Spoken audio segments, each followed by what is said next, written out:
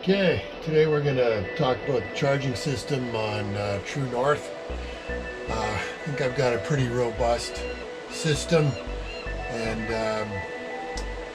the takeaway is my battery charger just failed, so I had a fuse blow in the charger, and I ended up actually learning quite a bit more about my charging system. So probably stuff I should have known, or got into the details. So the first thing, a bunch of different elements. Just what kind of give you the cook's tour here. So I've got two 6-volt batteries here. And then under this other compartment, I've got two other 6-volt batteries. Now you can probably see here that each of these has a 220 amp hour rating. So I've got 220 here at 12 volts. These are in series. The other two are also in series. So I get 420 amp hours there. And then just very quickly, this is the house system. This is the cranking system. The cranking system, which is back over here, is also, it's a single 12-volt battery, and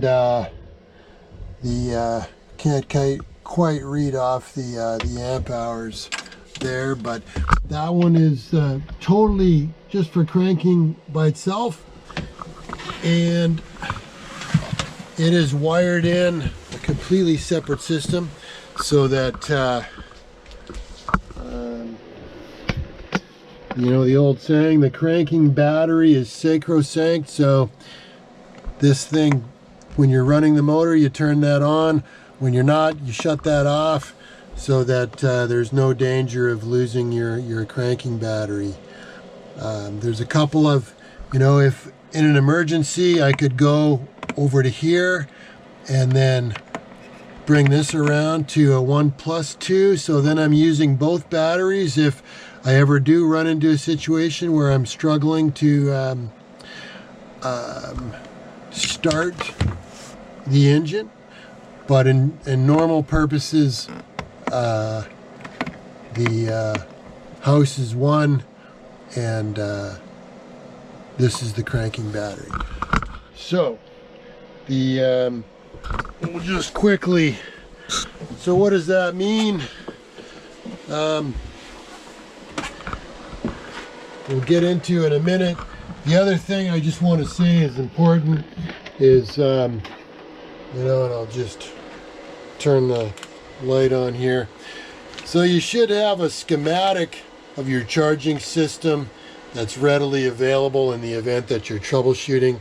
So here we've got the two 6-volt to make 12 on the house, the second set, and then here's the standalone 12-volt cranking battery. There's a number of fuses, and it shows the loads. But that's an important item to have on hand when you're troubleshooting. I had to pull that out when the charger failed. The other element here is, we'll just show you here quickly. Now I've got it actually shut off, but for now, there's the battery charger. So what does that mean for us?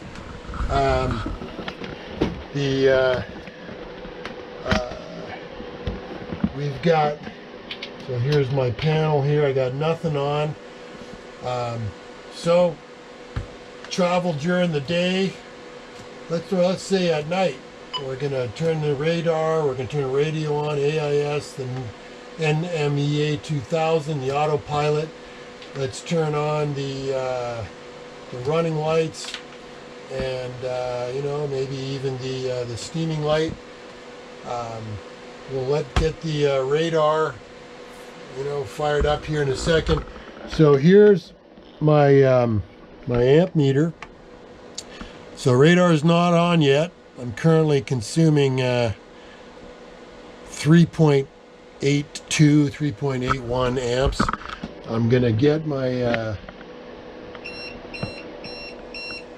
okay, I'm gonna shut that off for now, and I'm gonna turn on the radar so it's spinning up. Okay, so now the radar is on. I'll go back and have a look here. So now I'm consuming 5 amps, and you know, that's probably not a bad average. You know, if I turn on some more lights, or I want to charge something on the 12-volt outlet, or switch on the foredeck light, you know, which is a super bright lamp, that takes me to 6.6. But that, you wouldn't have that on the whole time. That would just be for changing a sail. So we're going to say let's say we're using 5 amps, you know, kind of for sailing at night. So what does that mean? Let's just, okay, so what does that mean? Just kind of a quick summary here. So this is the house. So I've got 2 6-volt batteries supplying 220 amp hours. Okay, that makes sense. Got a second 2 for another 220. Got a house total of 440 amp hours. Now, if you say that you never want to run your house down more than 50%, then that gives me 220 amp hours of usable. As we just said, all the instruments in the radar is about 4.5 amps. We turn some lights on, we get to 5.5, but probably average around 5 amps, you know, so day after day, you know, it's probably averages 5 amps. It might be 4.5 during the day. We turn some lights on, it goes to 5.5. So we got 220 amp hours divided by 5 amps. So we got 44 hours on the house batteries before we would have to recharge on a normal day. And okay, so that would then take the batteries, the house batteries would get drawn down. So what does that mean from a charging standpoint? So from a charging standpoint, you know, what that means is that we need to replenish the batteries with 220 amp hours of current. So I've got a 40 amp battery charger. Okay, so if I'm supplying 40 amps and I'm at 50%, that's going to take me 5.5 hours if that charger is working at full capacity, which as it approaches full charge, it doesn't deliver the full amps, but you know, it'd be 5.5 hours minimum. Now my alternator supplies 20 amps. Between 1,000 and 2,000 RPM, it supplies 20 amps. If I'm at 50% charge, 220 divided by 20, that's going to take me 10 hours to recharge the batteries. You know, let's say I run it at the dock or offshore. Now, if we're using our Watt and C on a normal day, we're delivering, let's say at cruising speed, we're delivering 8 amps. Well, the system's using 5, so if you run the batteries down to 50%, you know, 8 minus 5, you've got 3 amps left. Well, you're going to have to run a Watt and C generator for 3 days, for 76 hours to recharge your batteries if all you've got is your Watt and C. So that's what I wanted to point out, is that we often talk about what's our usage,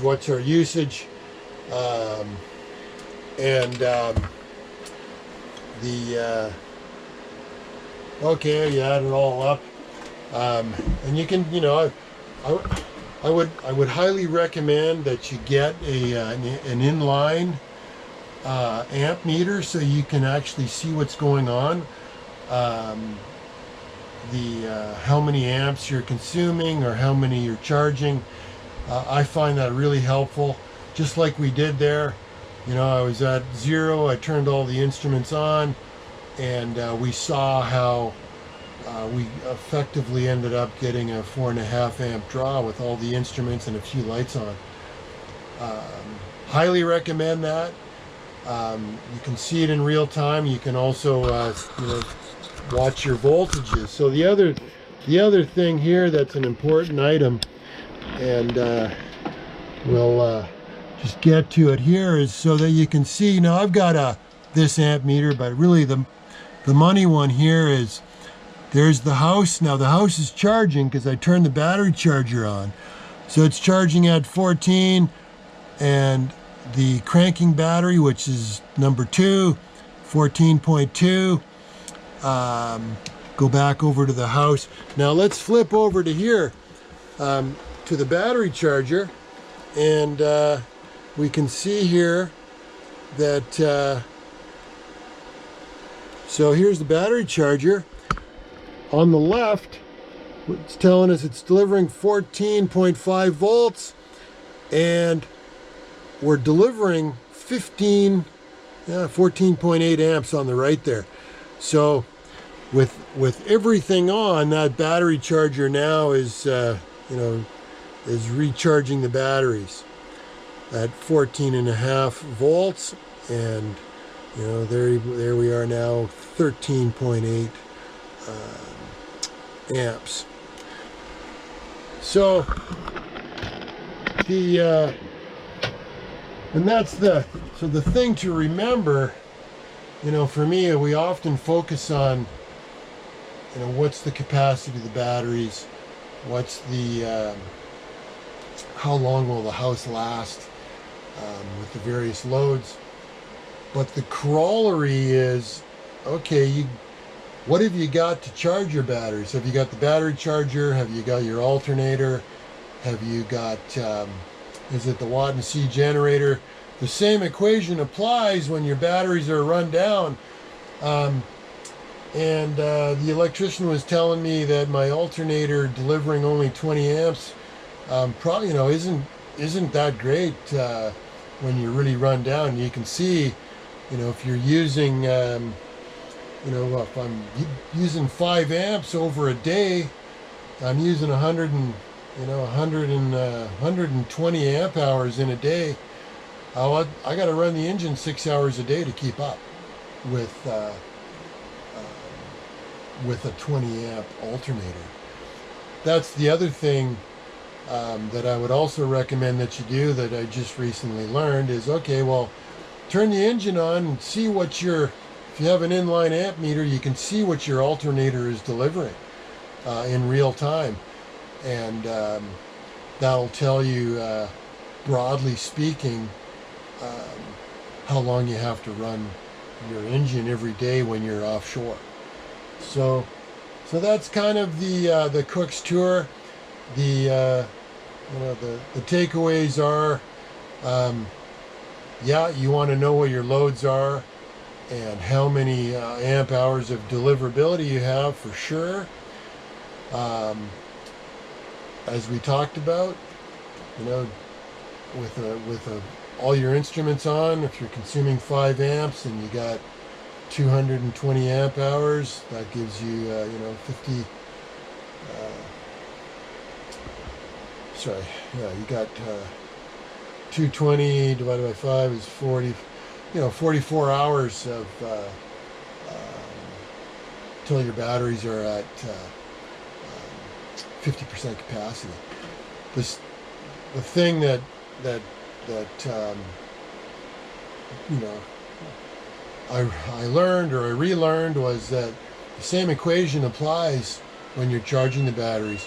How long do you have to run your engine, your battery charger, or like a Watt and C type generator?